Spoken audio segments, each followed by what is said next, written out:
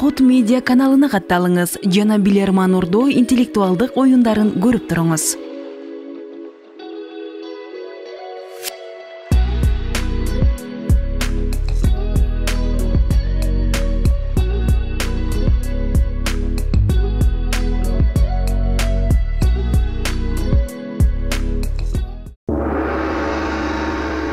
Assalamu alaikum урматтуу телекөрүүчүлөр, кутмандуу кечиңиздер менен айымдар жана мырзалар, интеллектуалдар. Бүгүн 17 октябрь, күнгө жекшемби, ЛТРде Билерман Ордо интеллектуалдык оюнунун күзгү сериясынын 5-туру. Мен бүгүнкү оюнду ачык деп жарыялаймын. Барыңыздарга жакшы маанай каалап, мен бүгүнкү биздин студиябызга келген команданы чакырууну баштасам. Бүгүн адаттан тышкаркы команда, тагыраак айтканда, жалаң чыгармачыл курамдан турган команда. Бул команданы Замир мырза жетектеп келген. Замир мырза журтубузда белгилүү ырчылардын бири. Замир мырза буга чейин дагы биздин Ордодо ойноп кеткен жана жеңишке жетишкен бул команда. Бүгүн дагы бул команда өзүнүн күзгү серияда сынап көрмөкчү. Анда мен команда курамын Ордого чакырууну баштаймын. Давлес Жамшит уулу чакырылат Ордого. Алып баруучу, кесип боюнча финансист, шоумен. Бүгүн ушул команда курамында ойномокчу. Тимур Пазылов. Тимур мырза дагы алып баруучу. Спорт тармагында дагы жетишкендиктер бар. Оор атлетика боюнча призер. Баяман Бобулов. Ош ТВ телеканалында алып баруучу, Тапкан Тапалак интеллектуалдык долбоорунун негиздөөчүсү, блогер, вайнер, жаш ырчы. Марат Орозбаев. Марат мырза дагы алып баруучулук менен алектенет. Бүгүн команда курамын толуктап келген. Темирлан Рустамов. Теле алып баруучу. Тамадалык кесипти да аркалап келет. Жана команда капитаны Замир мырза. Маданияттын мыкты кызматкери, эстрада ырчысы. Команданын бүгүн Замир мырза өзү жетектейт.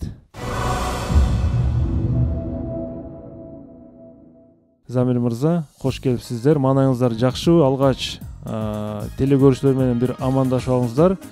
Жана биз анан оюнду баштасак, Замир мырза. Саламатсызбы, урматтуу алып баруучу, урматтуу Билерман Ордо теледолбоорунун сүйүүчүлөрү, урматтуу оюнчулар, сиздер менен дагы да болсо ушул жакшынакай оюнда көрүшүп атканыма кубанычтамын. Бүгүн ушу телекөрүүчүлөргө жакшы оюн көрсөтөбүз деген тилекте келдик. Бул күндү жакшы күттүк, себеп дегенде сиздин долбооруңузду биз жакшы көрөбүз. Андыктан ушу бүгүнкү суроолорго жакшы туура жооп беребиз деген максатта келдик. Командага ийгилик бир кол чаап кубаттап коелу.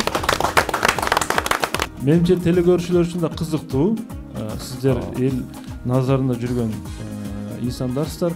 Булардын интеллектуалдык көрөнгөсү кандай экен деген да суроолор бар да элдин арасында.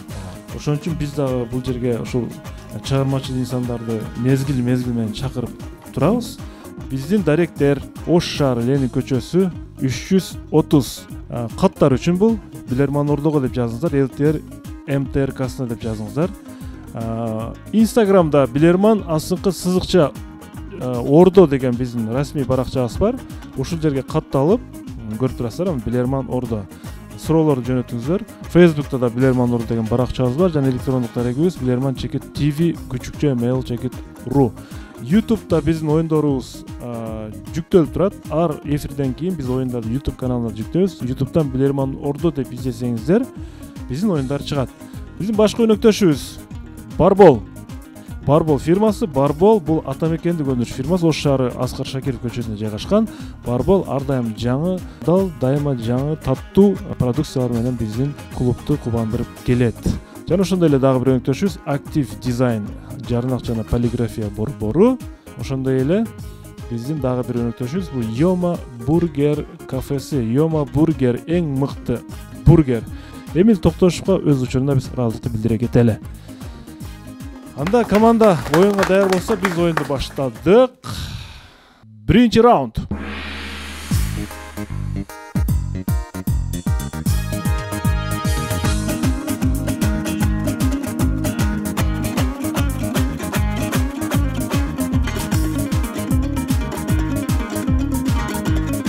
Жасмина Сыдыгалиева Бишкектен сіздерге каршы суроо жөнөткөн. Байма мырза, мана кандай? Мындай жалаатчылык бар, кандай болот экен? Бир аз толкундоолор бар. Мен эле суроо берип жүрөп, бүгүн мага суроо берсе кандай болот экен деген. Тапкан тапалакты көпчүлүк тургундарга суроо катары берип жүрөбүз, бирок бүгүн сизге суроолор түшөт. Мындай сезип көрөсүз. Жооп берүү кандай экен? Негизи командабыз бар, мен командага ишенем. Жалгыз эмесмин. Ошол жагы кубандырат. Анда суроону угабыз. 1963 жылы Ливия мамлекетинде 75 кат ташуучу көгүчкөн өлүм жазасын өкүм кылынган. Караңыздар, көгүчкөндү өлүм жазасын өкүм кылышкан. Булар кадимки үйрөтүлгөн көгүчкөндөр болгон, кат ташыганы. Бул өкүм аткарылып 75 кат ташый турган көгүчкөндү өлтүрүшкөн. Кандай өлтүргөн биз билбейбиз. Атканбы, итке берип койгонбу? Кызыгы, ал көгүчкөндөр мындай оорулуу да болгон эмес, аларды өлтүрө тургандай, кадимкидей ден соолугу мындай бир учуп жүргөн кадимки көгүчкөндөр болгон. Өз иштерин так аткарып жүрүшкөн. Андай болсо, эмне үчүн ал көгүчкөндөрдү өлтүрүштү Ливияда? Минутта кетти. Ошол жылдары Ливияда бир согуш бир нерсе болбодубу? Согуш бүткөндөн кийин балким керек болбой калган. Ашыкча маалымат жеткирип коюшу мүмкүн. Эгер так аткарып жүргөн болсо, менде вариант. Көгүчкөндөр баа бири кылган жумушту кайра кылып, ошолдон дагы бир нерсени таап эмеш мүмкүн да. Мисалы, бир кагаз берсең, ал бир дарекке бара берген да. Ошол жолдо маалымат урдалып кетпеш үчүн же кызмат акысы баягы бүткөндөн кийин, убактысы бүткөндөн кийин кереги жок болгон да. Бул кооптуу болушу мүмкүн. Атайын өлтүрүлгөн. Атайын. Оорулуу эмес. Ошол жылдары Ливияда бир нерсе болушу. Согуш учурунда душмандар өлтүрүп коюшу мүмкүн. Эмнеге 75 көгүчкөн? 75 болгон себеби ошол баягы атайын даярдалган көгүчкөндөр экен да, значит 75 болсо. 75. 63-жылы Жок. Ливия өнүгүп аткан учуру, Ливиянын өнүгүп турган учуру. Керексиз болуп калган деп. Эми ошол бир дарекке бара бергенде, бирок көгүчкөндү жемделе көп жебесе. Урматтуу команда, убакыт аяктады. Бул суроого Байман болуп жооп берсин. Эми сиз жооп бериңиз. Эгер так аткарган болсо жумушун, алар оору жуктуруу ыктымалдуулугу болбосо, демек алардын иштөө мөөнөтү бүттү. Жанагы кино бар го, Борн деген. Агенттер, аларды агенттер же болбосо мурда контрразведкада иштегендерди мындай мамлекеттен көп чыгарышпайт, сыртка чыгарышпайт, этиятташат. Аларда маалымат көп болот. Анан бизде командада спецслужбага эле окшош, орусча айтканда утечка информации. Ушудан абайлашса керек. Ошол атайлап өлтүрүлгөн. Анан ошол бир дарекке барып келе берген үчүн ошол жерден бир даректи билгизип коюшу мүмкүн душмандарга. Жалпылап айтканда ошол коопсуздук үчүн өлтүрүлгөн. Коопсуздук үчүн өлтүрүлгөн. Жооп кабыл алыңыз. Туура жооп. Бул көгүчкөндөр контрабанда менен алектенген кылмышкерлердин көгүчкөндөрү болгон. Урматтуу команда, контрабанда. Булар көгүчкөн эми айталык канча жүктү көтөрүшү мүмкүн? Бир грамм дейлик, Байма мырза. Бир грамм, 100 грамм дейлүү же балким 50 грамм болобу. Ушу 50 грамм, 100 грамм кокаин болушу да мүмкүн да, же героин болушу мүмкүн, же башка нерсе. Ошолорду ташый башташкан бул көгүчкөндөрчү. Муну аңдып жүрүп, акыры ошол кармашып, анан кийин буларды көгүчкөндөрдү өлүм жазасына тарткан. Маселе ушул жерде, Байма мырза. Бир аз кыйгап өтүп кеттиңиз. Азырынча эсеп 1-0 телегөрчүлөр тарапка. Аракетиңиздер жаман эмес. Экинчи раунд.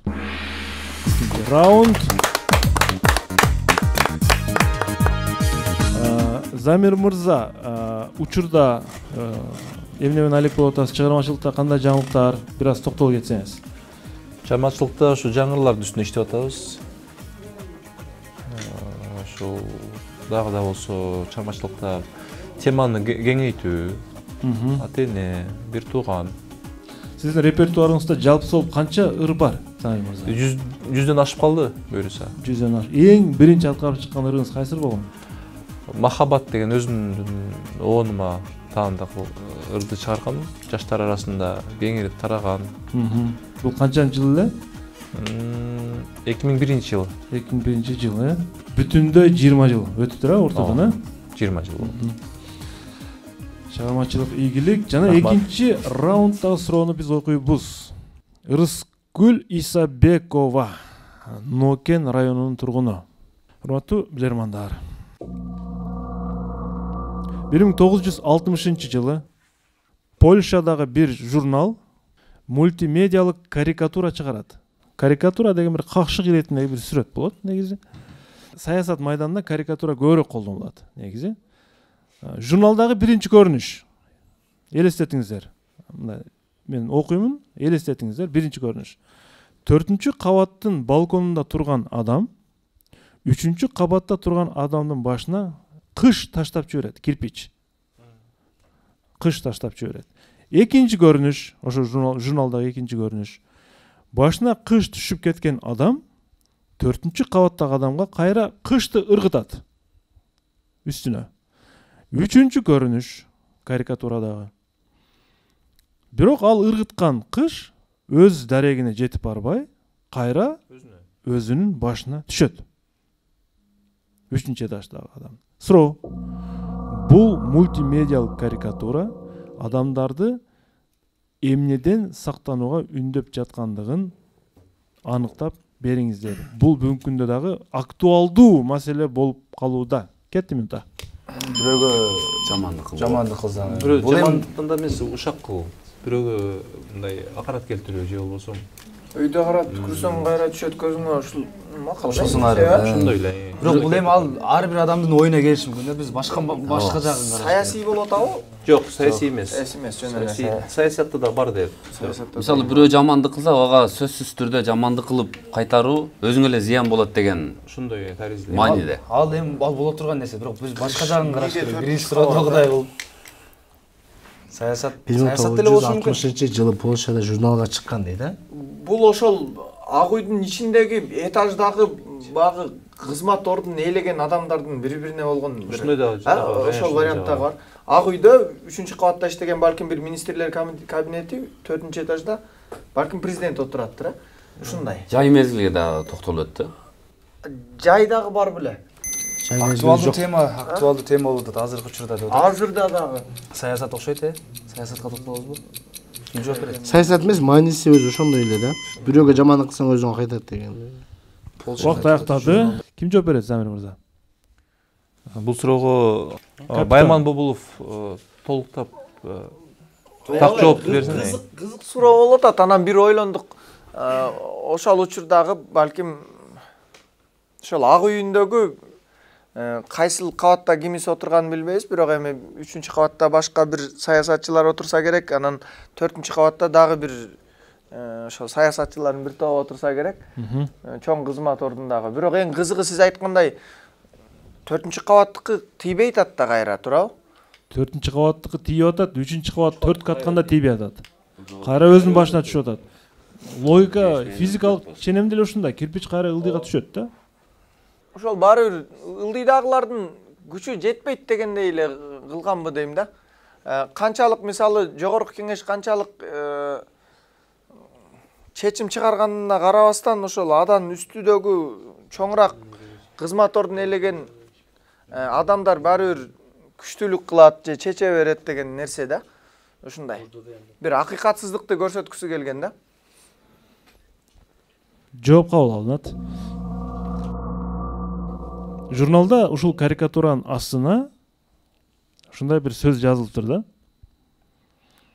Төмөндөн жана жогорку жактан айтылган сын пикирлер депчи.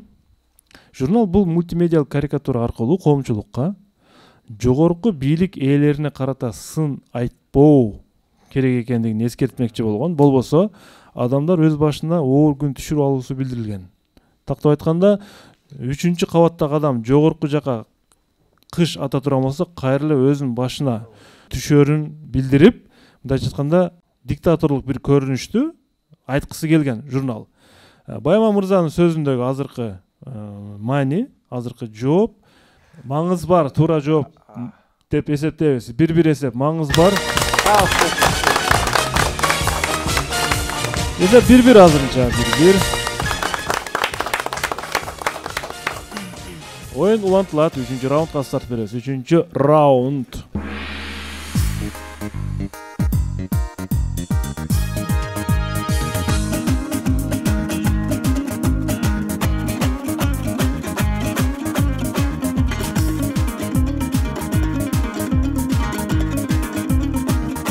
Бакыт Ташболотов, Сузак районунун тургуну, сиздерге каршы суроо берет. Учурда Новосибирск шаарында эмгектенип жаткан биздин мекендеш экен.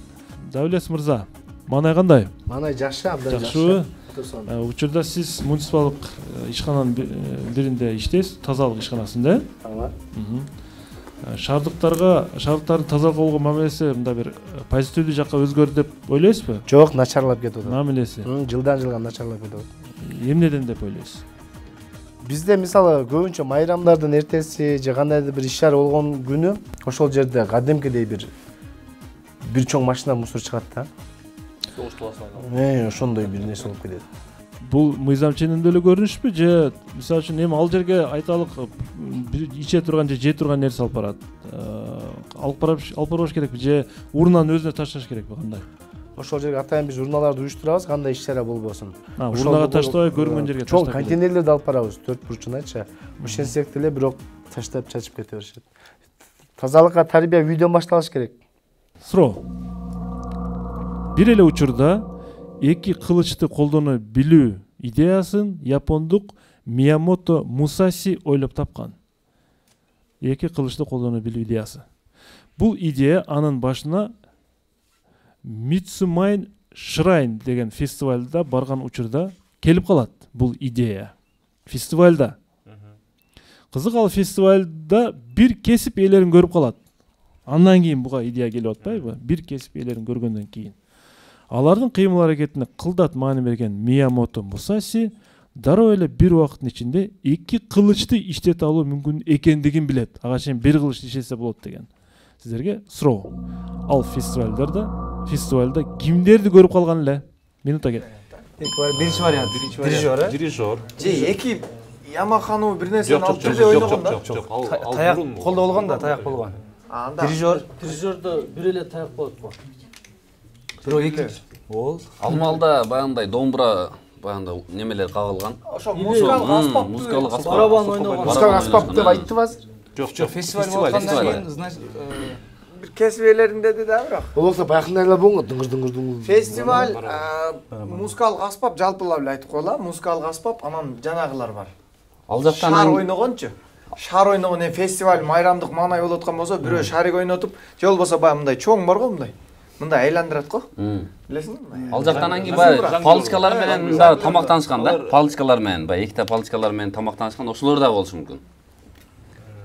Фестивальда майрам болгондо тамак жеген фестиваль беле? Бирок эки кылыч менен бул илгерки замандарда болсо керек. Себеп дегенде самурайлар учурунда болсо керек. Музыкалык аспапка жакындашабы ушунда? Музыкалык аспап бирок бир эки жооп бириктирип беребиз. Дуруна баягындай урулган да, эле баягындай. Барабан атып Вакыт бүттү, Замир мырза. Ким жооп берет? Суроого мен жооп берүүгө аракет кылайын. Фестиваль дегенде эми Японияда ошо фестивалдар аябай баймай өтөт. Улуттук, анан ал жакта көбүнчө музыкалык аспаптар менен, ошондой эле театралаштырган фестивалдар аябай көп болот. Илгертен ошол маданияты катуу өнүккөн. Биздин акыркы жообубуз музыкалык аспапка байланыштуу болсо керек деп ойлойбуз. Себеп дегенде аларда кайсы музыкалык аспап? Ошо барабандар менен го дейм. Себеп дегенде Японияда ошо барабан менен коштолгон көп майрамдары болот. Жооп кабыл алынат. Туура жооп. Миямото бул фестивалда аябай чеберчилик менен колуна эки таякчыларды кармап алып, домбурада ойноп жаткан барабанчыларды көрүп калат. Ошондон кийин ага эки кылычты ойнотуп билүү идеясы келет. Жооп туура, эсеп 2-1. Команда бир упай алдыга чыкты. биз оюнду улантабыз. 4-чү раунд. 4-чү раунд.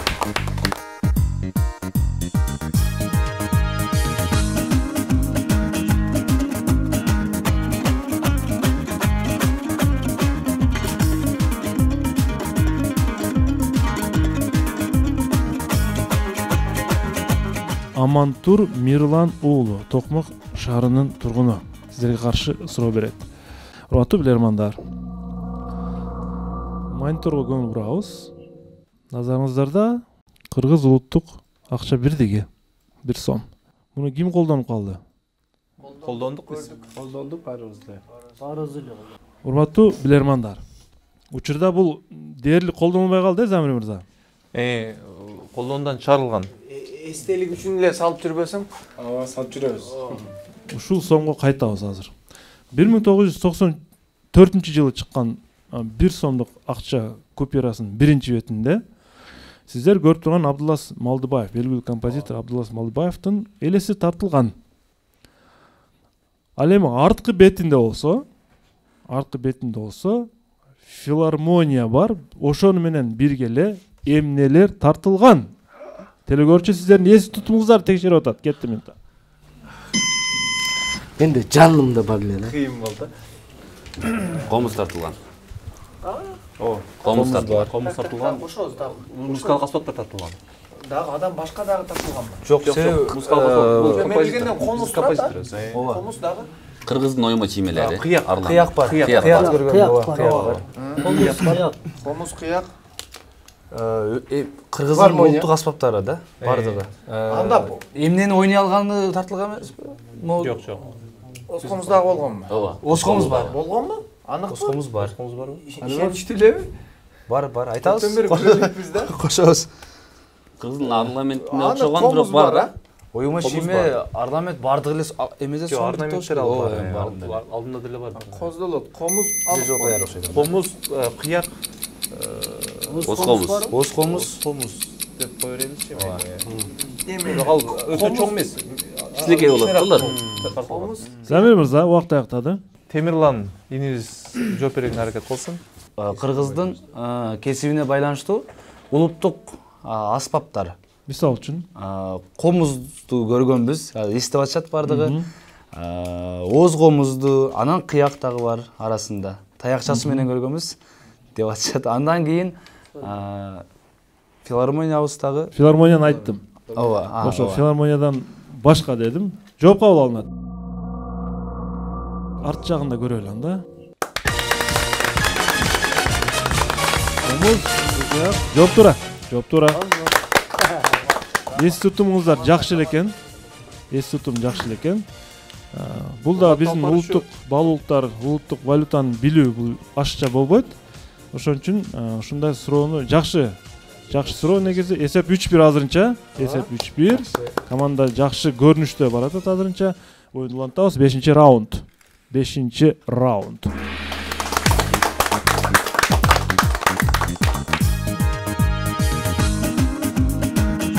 Тимур Пазылов, оор атлетика боюнча призер.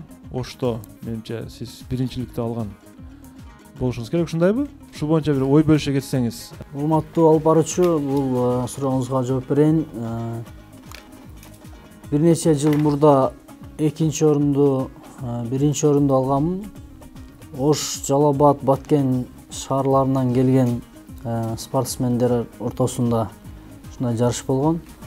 Азыр бир жума мурда дагы мына Ордолук Ош шаарында Ак Бура эс алуу паркында ушундай соревнование болуп өттү.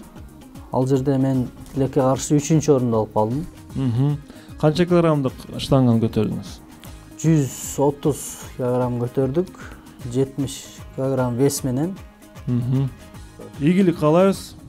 Кийинки мелдештерде дагы республикалык деңгээлде мелдештерде алдыңкы орундарга чыгышыңызды биз тилектешпиз. Жана кийинки суроону окуйбуз. Актив дизайн. Урматтуу команда, суроого көңүл бурабыз.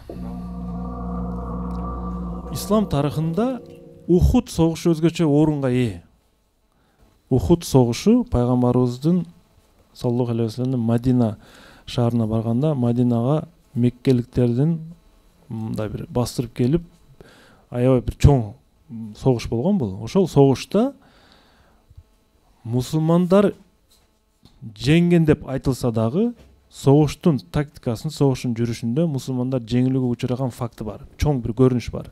Бул Халид ибн Валид аттуу аскер башчынын өзүнүн согуштук стратегиясы менен мусулмандарды жеңип кеткен бир көрүнүшү. Мусулмандар жеңилик деп баратканда Халид ибн Валид аттуу аскер башчы, ал кийин мусулман болгон, ал убакта бутпарастардын катарында болгон, мусулмандар жеңип чыгып кеткен бир ыкмасы менен. Бул согушту ислам талдоочулары мусулмандар пайгамбарыбыздын буйругун көрсөтмөсүн аткарган жок, ошон үчүн жеңилип калды деген тыянакка келишкен. Эми сиздерге суроо. Пайгамбарыбыз мусулмандарга эмнени буйруган жана мусулмандар кайсы буйрукту ал жерде эсинен чыгарышкан эле? Бул себеп, негизги себеп катары айтылып келет да. Ошону табыңыздар, кеттим та. Жок, ал жерде немелерди койгон. Сиз деле билесиз. Жаачыларды койгон. Жаачылар ордунда турбай койгон. Азыркы баягы снайперстерге окшоп. Ал жаачылар болду биз жеңдик деп кетип калганда пайгамбарыбыз айткан. Акырына чейин ошодо тургула дегенде, биз жеңсек дагы ошодон жылбагыла дегенде пайгамбарыбызга баш ийбей коюп, биз жеңдик деп өзүнүн акылына салып кетип калышкан. Бизде жооп дайыр эмне? Жок, бирок жеңиген да ал жерде, жеңген да. Ал жерде Жеңип баратып жеңилип калышкан. Бирок мусулмандардын көз карашы боюнча уже жеңген. Ошондо жаачылар жөнүндө Пайгамбардын айтканын укпай коюшкан да. Ооба. жаачылар, жаачылар Жок, ал жерде жеңген деп атат, бирок жеңилген деп атат. бирок неме мусулманчылыктын көз карашы боюнча жеңилген душар болгон деп атат. Анда Алар согуштан жеңип анан Соңушта жеңген, бирок ислам көз караш, исламий көз караштан жеңилип калган деген. өлтүргөнгө уруксат болгон. болгон да. Эми баалы буюмдарды алып чыгып кетишкенби сурабай. Убакыт бүттү. Ким жооп берет? Урматтуу алып баруучу, бул суроого Марат мырза жооп берсин. Ислам дининде мындай сөз бар. Кимде ким пайгамбарыбызга баш ийсе, ал Алла Таалага баш ийди деп айтышат. Ошол принципке таянбай коюшкан булар. Пайгамбарыбызга баш ийбей койгон, акырына чейин турбай койгон, жообуз ушундай. Кайсы Сөзүн укпай койгон. кайсы көрүнүштөн улам сиз ушул Жаачылардан улам. Жаачылар кетип калгандыктан алар жеңилип калышкан согуштан. Пайгамбарыбыз эмне деген эле мусулмандарга ал жерде? Пайгамбарыбыз ал жерде аткарбай койду деп атабыз го. Кандай буйрук берген эле? ошол жерде тургула деген эле да. Акырына чейин тургула дегенде турбай алар пайгамбарыбызга баш ийбей кетип калышкан эле. Эртерээк жеңишти майрамда болушкан да. Жеңишти эртерээк майрамда башкан да алар. Жооп кабыл алынат. Мен туура жоопту айтам. Бул жерде негизги токтолчу маселе ислам талдоочулары бүгүнкү күнгө чейин эки талаш пикирдегилер да бар. Басымдуу көпчүлүгү мусулмандар бул согушта жеңген деп айтышат. Басымдуу көпчүлүгү. Анткени пайгамбарыбыз өзү дагы аман калган бул согуштан. Бирок айрым талдоочулар ушул каталыктан улам жеңилип калган деп айтышат. Ал каталык кайсы каталык? Марат мырза талкуучунда да айтты, жоонда деле толуктаган аракет кылды. Пайгамбарыбыз жеңсеңер дагы, биз жеңсек дагы жылбагыла ошо дөбөдөн деген жаачыларгачы. Ал жаачылар эң негизги стратегиялык абал болгон да, дөңсө болгон. Жеңсек дагы жылбагыла деген. Бул жерде кандай болду? Мусулмандар жеңип баратканда жаачылар, деп жеңиппиз деп туруп, алар олжого берилип, байлыкка, мына караңыздар, байлыкка берилип кетип, анан арт жактан Халид ибн Валид келип чаап чыгып кеткен. Негизинде Марат мырзанын өзөгү туура. Анткени ошол пайгамбарыбыздын буйругун аткарбай койгондугу үчүн жеңилүүгө учурап калган. Жооп туура. 4-1 эсеп, 4-1. 6-чы раундга старт беребиз. 6-чы раунд. 6-чы раунд.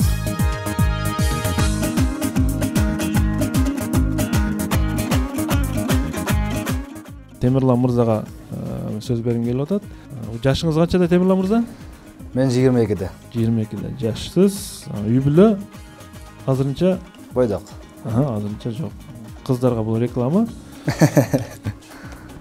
негизи кесибиңиз боюнча кандай адистер? Мен журналистиканы былтыр бүткөм. Андан тышкары ошол сиздер менен кесиптеш болуп ынтымакта иштеп жүрдүк жумушта, телеканалында. Мен көп эле көрүп жүрөм. Ушу сиздин программаңыздарды абдан жагат. Телевизор эмес, YouTube'дан деле отуруп туруп суроолорду тапканга аракет кылабыз. Өзүңдүн түшүнүгүңдү бир текшерүү максатында. Анан азыр чын бир башкача биринчи жолу келишибиз. Рахмат чакырууңуздарга. Супер Блиц 3 суроо берилет Замир мырза. Командага 3 суроо 20 секундадан эле, бирок команда толук курамда ойнойт. Ушул 3 суроого толугу менен жооп берген учурда гана команда упай алды деп эсептелет. Биринчи суроо. Кыргыз Республикасынын мамлекеттик тил жөнүндөгү мыйзамынын 21 беренеси. Мамлекеттик же расмий тилди билишпеген жарандык сот өндүрүшүнүн катышуучулары эмненин эсебинен тиешелүү которууну камсыз кылууга милдеттүү. Мамлекеттик же расмий тилди билишпеген жарандык сот өндүрүшүнүн катышуучулары эмненин эсебинен которууну камсыз кылыш керек. Аларга кыргыз тил котортуш керек. Бирок эмненин эсебинен камсыз кылат? 20 секунда кетти. Ошо котормочу алат, бирок ошого Мамлекеттик ким каражатты ким төлөп берет? Ошо кандай өзү төлөйт же кыргыз тилди өнүктүрүү фонду төлөйбү? Жок, эгер өзү биздин тилди билбесе бөтөн жаран. Ал өзү төлөгөнгө милдеттүү. Ал ошол кылмышка баягындай катышы бар же болбосо көргөн, билген. Жок, бул кеп бул жерде мамлекеттин Убакыт аяктады. Замир мырза, бул Блиц кыска убакыт. Ким жооп берет? Темирлан жооп берсин.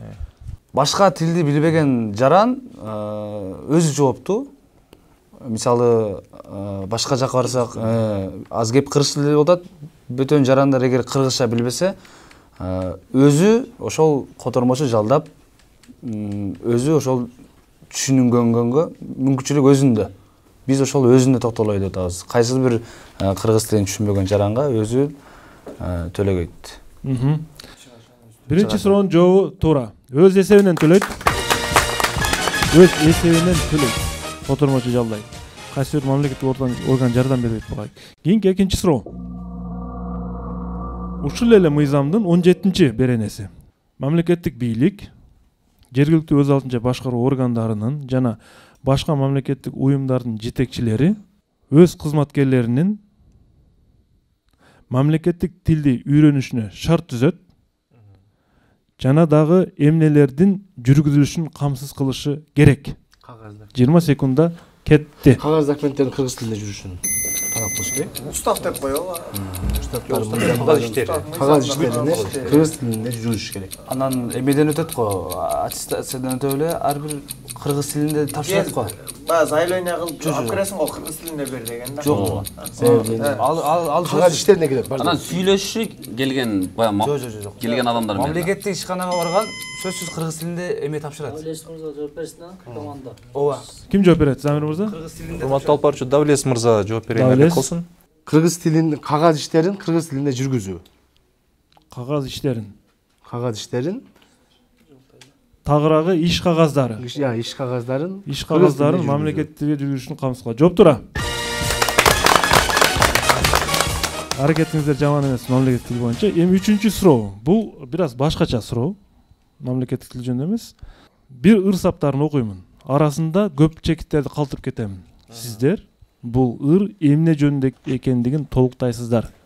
Этек жагың буулса, ыр саптарын айтып атам. Этек жагың буулса, көп чекит, кийинки сабы, көп чекит. Кийинки сап. Чөлдүү жерге барганда алтын менен күмүшкө дагы көп чекит. Кайталайм. Этек жагың буулса, көп чекит.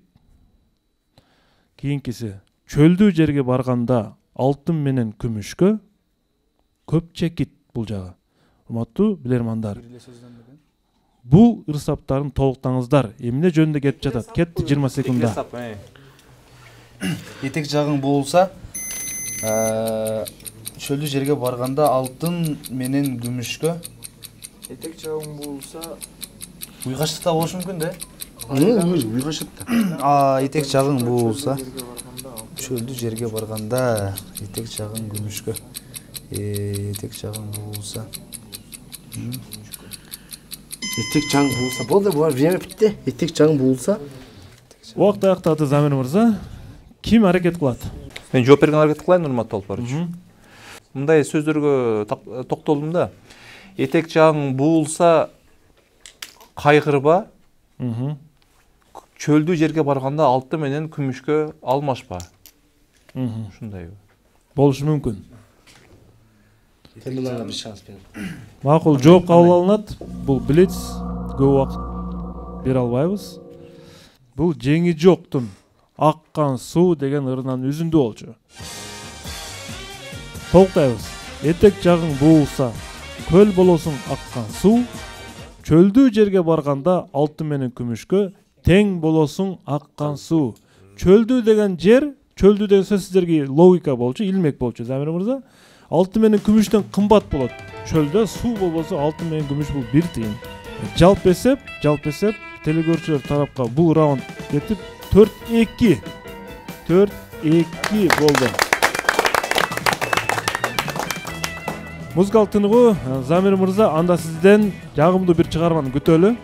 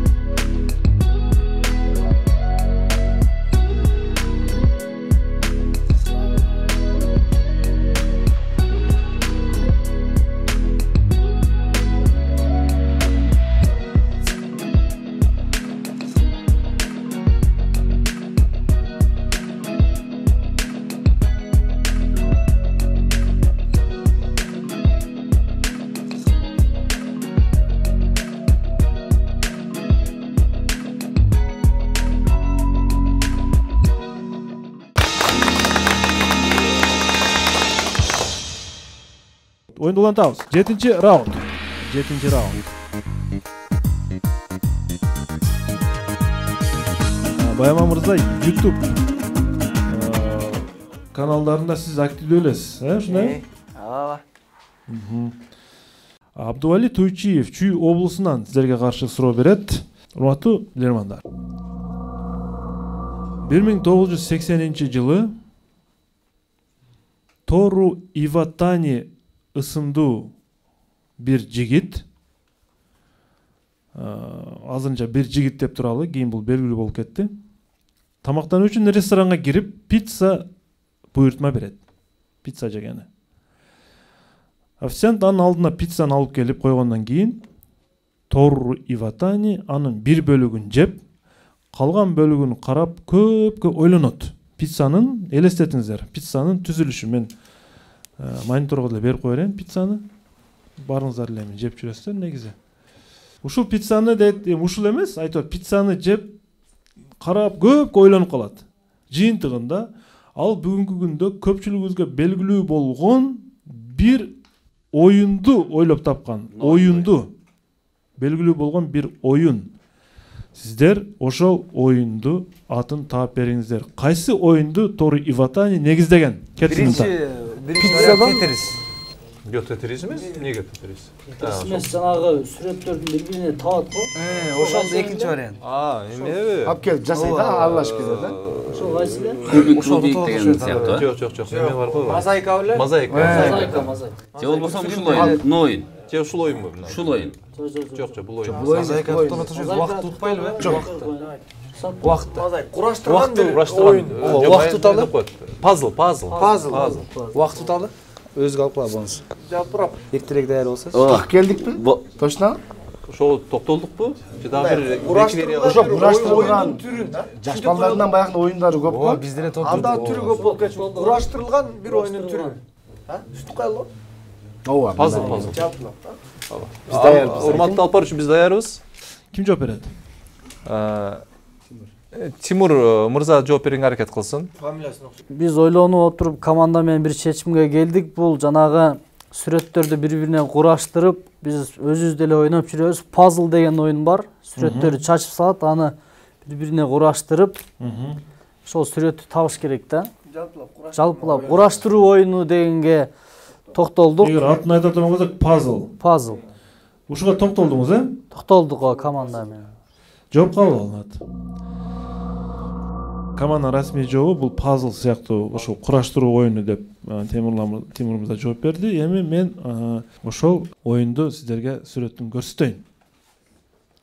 Урматтуу команда, бул Pac-Man деген оюн бар. Pac-Man деген компьютердик оюн. Мына ошол Pac-Man'ды мен дагы бир сүрөтүн сиздерге көрсөтөйүн. Pac-Man, мынакей. Мына ушул оюн бар, ушул пиццанын ушу мына жердеги анча-мынча смайликтер, тиги Темурлан айткан жанагы жегич турат бул жерде. Мына ушул Pac-Man'ды ойлоп тапкан Тору Иватани 80-жылы расмий түрдө лицензия алып, кийин ошонун аркасында бул өтө миллиардер болуп кетти. Бул киши негиздөөчүсү ошол киши болот. Pac-Man компьютердик оюну. Эсеп 4-3 азырынча 4-3 телекөрсөтүү тарапка бул раунд. 8-ci rauндга старт беребиз.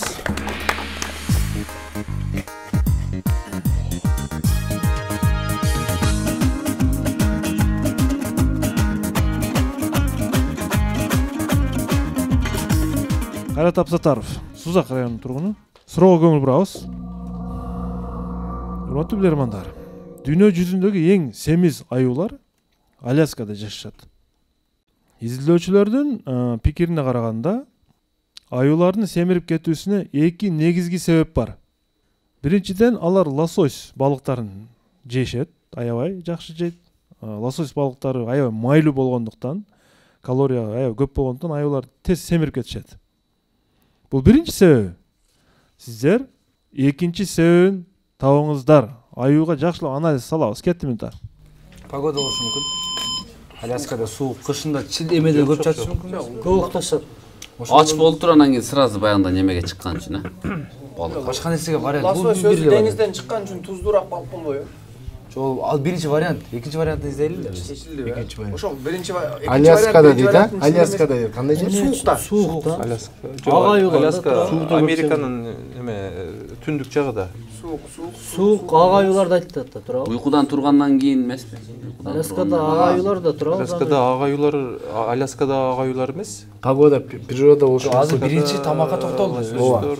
Суроо. Кыймыл аз. Экинчисине башка нерсе болушу мүмкүн да, бул тамак эмес. Жөн эле кыймыл. Погода же ошо жашаган жеринин өзүнүн мезгили болот ошондой. Лосостор бир убакта келет да келишет. Ошондо семирет экен да, аябайчы. Ошонун биринчи себеби лосось болот, экинчи себеби дагы бир нерсе. Ушу мен аба ырайы деп атам, бирок аба ырайы болушу мүмкүн. Климат, ошол маалда жылуулак, Аляска суук өзү? Аляска суук. Ага аюулар эңге киреби? суукта семирет деле бул жер. Жок, ага аюулар киреби? Жаз келгенде семирет да. Эңге киришеби? Той семеги? Кирет. Алардын семирген себеби. Убакыт аяктатты Замир мырза. Ким жооп берет? Мен жооп берген аракет кылайын, урматтуу алып баруучу. Булар эми баягы лосось өз бир биз мезгилде келгенде негизи аюулар ошо бир мезгил келгенде булар баягындай немеге орусча айтканда спячка кетет да.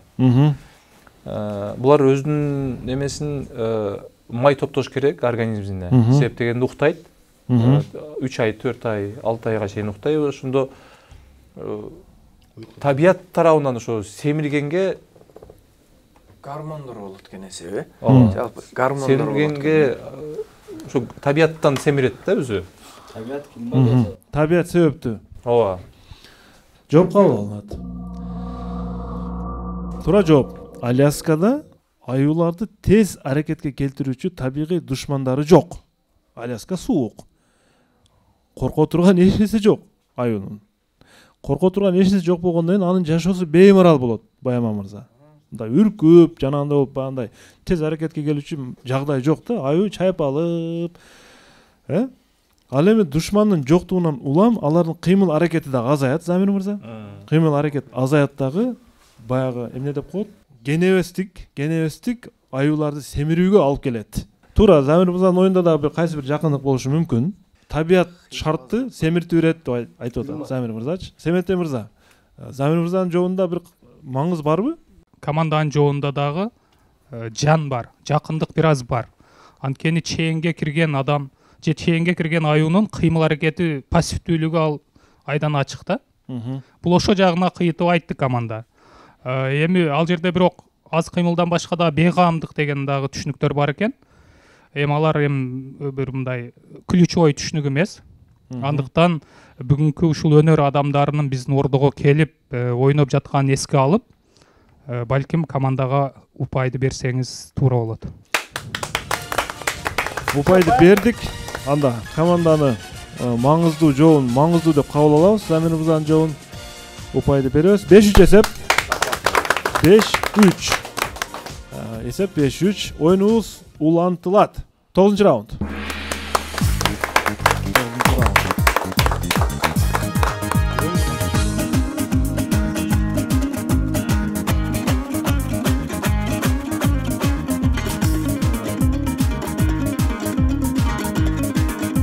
Абдурахим Юлдашев, Алабука район тургуну. Силерге каршы суроо берет. Урматтуу билермандар. Гренландиянын Нунавута, Аляскага чейинки аймактарды жергиликтүү калк деп эсептелген эскимосторду баарыбыз жакшы билебиз. Чукоткадан бери эскимостор ошол аймактарда жашайт, суук аймактарда. Чукот эскимостордун негизги алек болгон иши бул ошол деңиз жаныбарларына аңчылык, морждорго, түлендерге, киттерге. Деңиз жаныбарларынан сырткары эскимостор жапайы бугуларга, ак аюуларга жана топоздун башка түрлөрү бар. Ошо топоздун түрлөрүнө дагы аңчылык кылышат. Тиричилик жашаш керек, туурабы? Бирок алар эч убакта эмнегедир пингвиндерге аңчылык кылышпайт. Эмне себептен? Минута кетти. Өздөрүнө окшоштурушабы? Жок.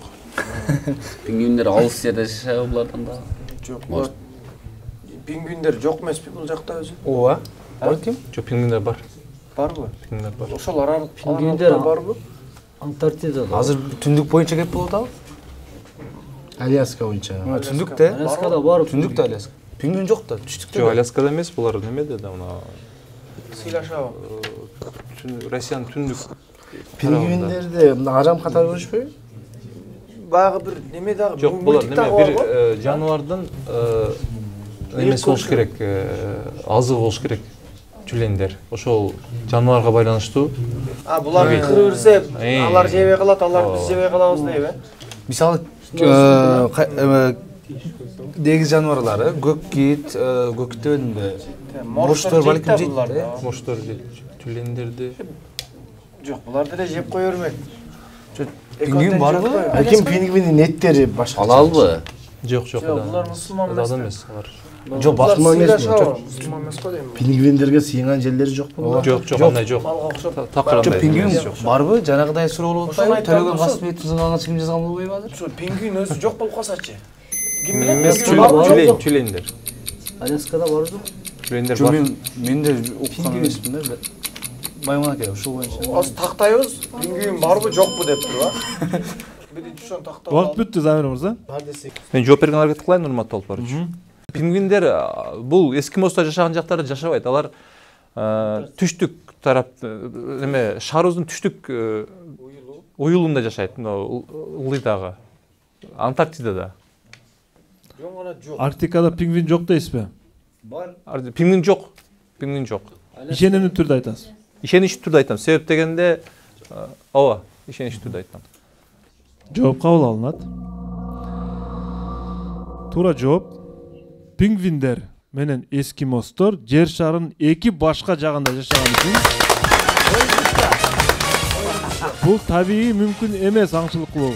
6-3 эсебинде бүгүнкү Замир мырза жетектеген команда жеңишке жетишти. Куттуктайбыз.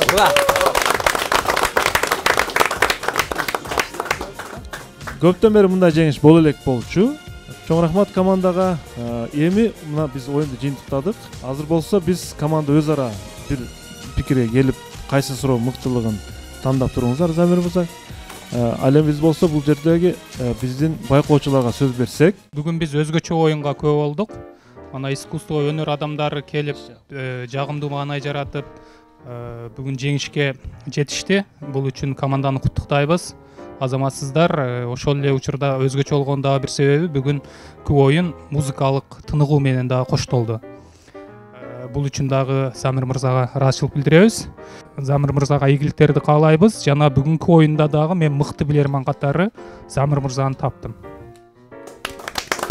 Чоң рахмат. Сагын мырза, сөз кезеги сизде.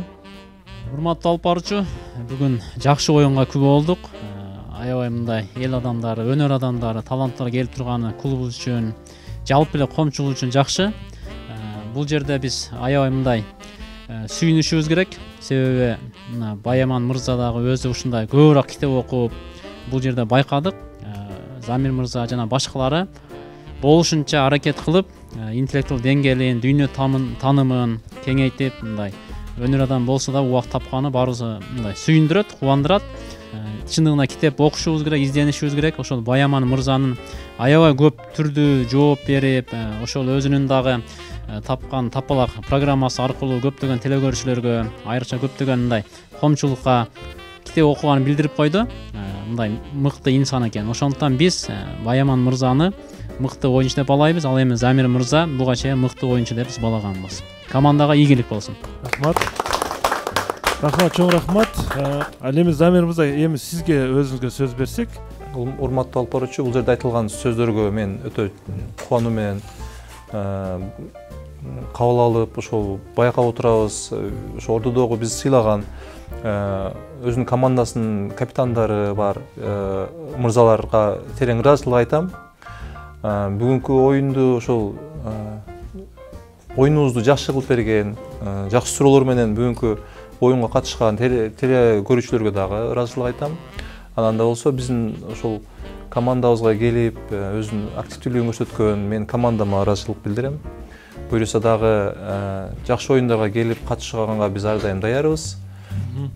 Бүгүнкү оюнда ошол жакшы суроону биз ошол өзүбүздүн улуттук населди барктайлы деп деген ойдо максатта өзүбүздүн баягы баалуулугубузду жаштар арасында кеңири жайылтуу максатында өзүбүздүн ошол сомубузду, биздин сомубузга байланыштуу болгон суроону мыкты суроо деп таптык биз. Рахмат. Амантур Мирлан уулу, Токмок шаарынын тургуну, ушул кыргыз сомун, бир сомунун чиймелениши, анын артында кандай сүрөттөр бар деген бир кызыктыруучу суроо жөнөткөн экен. Актив дизайндын 500 сом Амантур Мирлан уулуна жөнөтөбүз. Нурман Абдулаевдин Кореяда биздин мекендештин 1000 сомун мен капитан Замир мырзага ыйгарайын. Жана актив дизайн 500 сом биз Баяман мырзага ыйгарсак, адилеттүү болот. Жана ошондой эле биздин өнөктөштөрүбүз Йома бургердин сертификатын азыр сиздерге тапшырабыз. Барболдун шириндиктерин студияга алып чыгабыз. Кабыл алып коюңуз. Йома бургердин сертификаты. Эмил Токтошевго чоң рахмат. Азыр барып эле бургер жейсиздер. Жана аз да болсо акчалай сыйлык кабыл алып коюңуздар. Жана Барболдун шириндиктери, торт жана токоштор. Чоң рахмат биздин өнөктөштөргө. Баяман мырза тапкан тапалак. Тапкан тапалат. Көптөн бери эч ким суроо берип акча бере элек мага. Сиз эле берип, сизге берилек беле? Берип. Мына биз беребиз. Биз беребиз. Барыңызга чоң рахмат. Көрүшкөнчө ассалому алейкум. Жеңишиңиздер куттуу болсун.